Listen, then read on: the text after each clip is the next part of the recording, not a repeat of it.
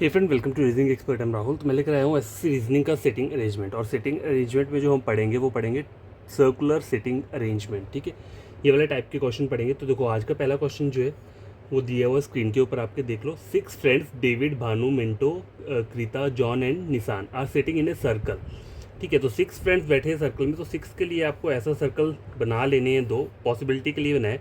और सर मतलब ये सर्कुलर सेटिंग अरेंजमेंट है। ठीक है, और आई के लिखे उन्होंने setting in a circle with their back toward the centre. इसका मतलब क्या है? मतलब मान लो ये सेंटर है तो इनकी बैक जो रहेगी वो कहाँ रहेगी? सेंटर की तरफ। इसका मतलब ये है कि सबके सब आउटसाइड फेस कर रहे हैं। फेस इसको बोलते हैं, जो एरो होता है इसे फेस बोलते हैं और इसे बैक बोलते हैं। ठीक है, तो उन्होंने बोला है बैक टुवर्ड द सेंटर, मतलब ये सेंटर की तरफ देख रहा है तो बैक को अंदर बनाना पड़ेगा। इसका मतलब ये सबके सब क्या देख रहे हैं? आउटसाइड फेस कर रहे हैं। ठीक है, आउटसाइड का मतलब ये। ठीक है, आपको ये एरो लगाने की ज़रूरत नहीं होती है एग्ज़ाम में, बस आपको पता होना चाहिए। ठीक है,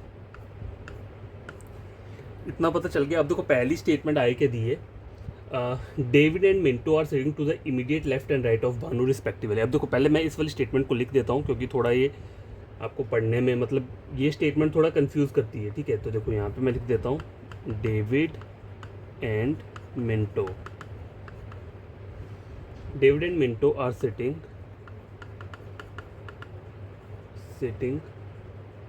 to the immediate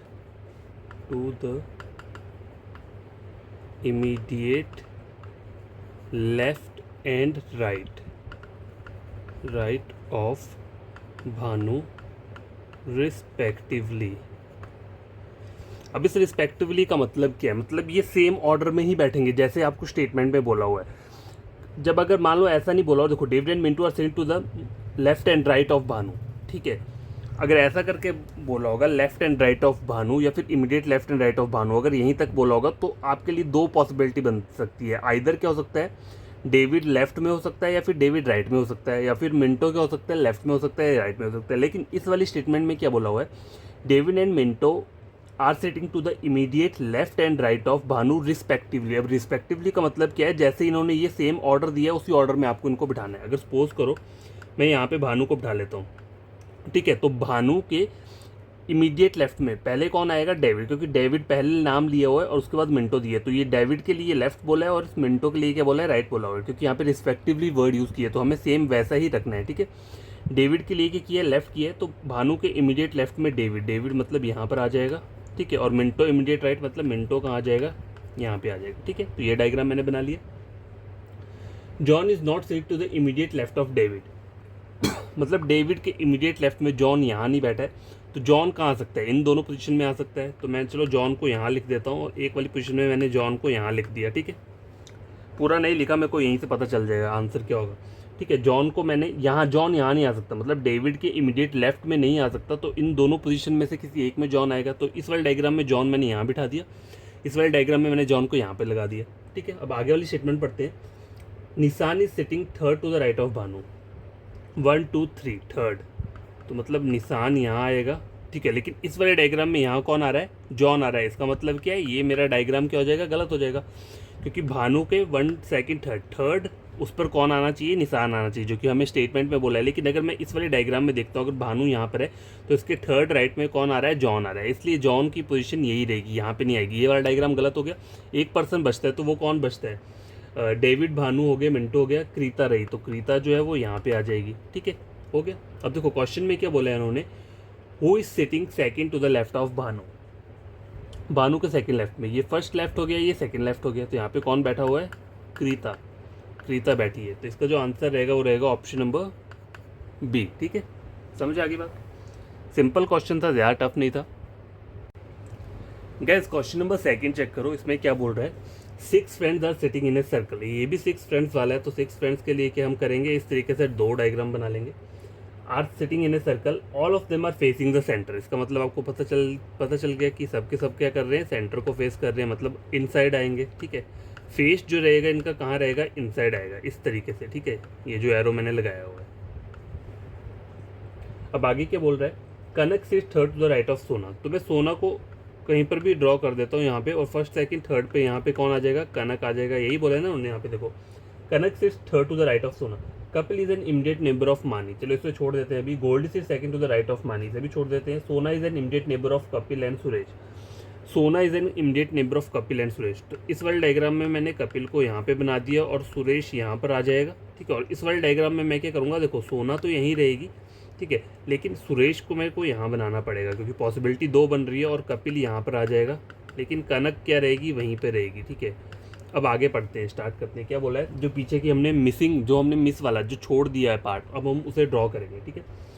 Kapil is an immediate neighbour of मानी, ठीक है। Kapil is an immediate neighbour of Mani, तो मानी को इस डायग्राम में यहाँ आना चाहिए, तभी कपिल जो है उसका इमीडिएट नेबर बनेगा, ठीक है। Kapil is an immediate neighbour of Mani, तो इस वाले डायग्राम में मानी को यहाँ ड्रॉ कर दिया, हो गया। Goldie sits second to the right of Mani, तो Goldie sits second to the right of Mani, तो यहाँ पे गोल्डी यहाँ पर आ गया, ठीक है, मानी के सेकंड राइट पे। और मानी के सेकंड राइट पे यहाँ पे कौन आ रहा है, सोना। इसका मतलब ये वाला डायग्राम क्या है आपका, गलत हो गया, ठीक है। और एग्जैक्ट डायग्राम क्या बना मेरा, ये ऊपर वाला। अब आगे क्या बोला हुआ है, question, who sits to the immediate right of Goldie. Goldie के इमीडिएट राइट में, देखो ये गोल्डी ये है, ठीक है, इसके इमीडिएट राइट में कौन बैठा है, सुरेश बैठा हुआ है, ठीक है। तो इसका जो आंसर रहेगा वो क्या रहेगा, ऑप्शन नंबर ए, ठीक है।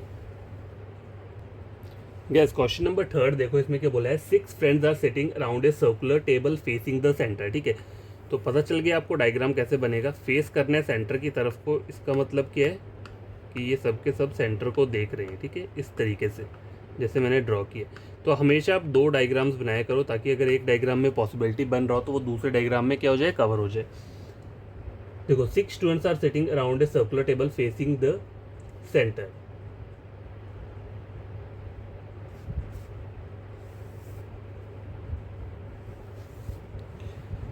ठीक है, ये हो गया। यहाँ पे 6 स्टूडेंट्स कौन कौन से हैं, देखो Meera, Jigya, Tarun, Naina, Shambhavi and Avni are sitting around a circular table facing the centre. और आगे के लिखे ब्रैकेट में not necessarily in the same order. इसका मतलब ये है कि जरूरी नहीं कि सेम ऑर्डर में बैठे हैं जैसे कि गिवन दिया हुआ है, ठीक है। तो आगे पढ़ते हैं, क्या बोल रहा है, Shambhavi is an immediate neighbour of both जिज्ञास एंड अवनी। जिज्ञासा और अवनी, ठीक है। तो मैं अगर जिज्ञासा को यहाँ बना दिया और अवनी को यहाँ बना दिया, तो इसका इमीडिएट नेबर कौन है, शांभवी। शांभवी यहाँ ड्रॉ कर दी।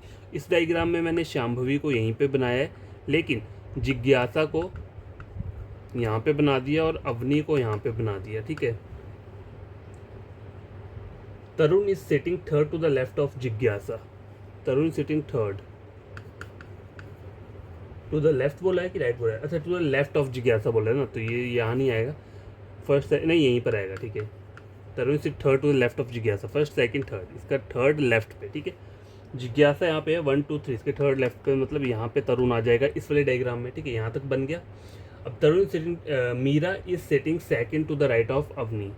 मीरा इज सिटिंग सेकंड, तो मीरा इस वाले डायग्राम में यहाँ पे आ जाएगी, और Meera is second to the right of Avni. अब अवनी यहाँ पे है, तो इसके सेकंड राइट पे कौन आ रहा है, यहाँ पे जिज्ञासा। इसका मतलब ये डायग्राम मेरा गलत हो गया, ठीक है। और एक बचता है, वो कौन बचता है, जो मतलब मीरा हो गया, जिज्ञासा हो गया, तरुण हो गया, ठीक है। नैना बचती है, तो नैना जो है वो यहाँ पे लिख दोगे आप, ठीक है। ये पूरे के पूरे कवर हो गए। अब क्वेश्चन देखो क्या बोला है, who is sitting third to the right of Meera. Meera के थर्ड राइट में 1 2 3, मीरा ये ना, देखो तो इसका राइट क्या रहेगा, ये रहेगा, क्योंकि नीचे को देख रही है ना, देखो इनसाइड में राइट इस तरीके से जाता है, ठीक है, एंटी क्लॉकवाइज पे, ठीक है। फर्स्ट सेकंड थर्ड, थर्ड पे कौन बैठा है, शांभवी, ठीक है। तो यहाँ पे जो ऑप्शन रहेगा वो रहेगा ऑप्शन नंबर ए।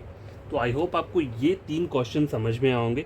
तो आपको इन तीनों क्वेश्चन को खुद से सॉल्व करना है, और तीनों में क्या है, देखो 6% वाले ही लिए थे मैंने, कोई ज़्यादा पर्सन नहीं लिए, ना 7 वाला लिया ना 8 वाला लिया। आगे क्वेश्चन हम देखेंगे जिसमें 7% दिए होंगे, ठीक है, या फिर 8 वाले, वो भी हम चेक कर लेंगे। तो आज के लिए इतना काफ़ी। अगर आपको ये वीडियो समझ में आएगा तो मेरे चैनल को सब्सक्राइब, वीडियो को लाइक शेयर कर देना, और इन क्वेश्चंस को आप खुद से सॉल्व करना। देखो कहीं भी आप क्वेश्चन सॉल्व करते हो तो डबल डायग्राम बना लिया करो, ताकि आपको क्या हो, कोई प्रॉब्लम ना हो। क्योंकि अगर मान लो आप एक ही डायग्राम पे फोकस करोगे, मतलब आप इसको बना रहे हो, यहाँ पे कोई पॉसिबिलिटी आ रही है, तो आप उसे कैसे सॉल्व करोगे, कट के थोड़ा ना करोगे कि यहाँ से इसको काट दिया फिर से नाम लिखा, ठीक है। तो इससे अच्छा पहले ही डबल डायग्राम बना लो, ताकि टाइम वेस्ट ना हो।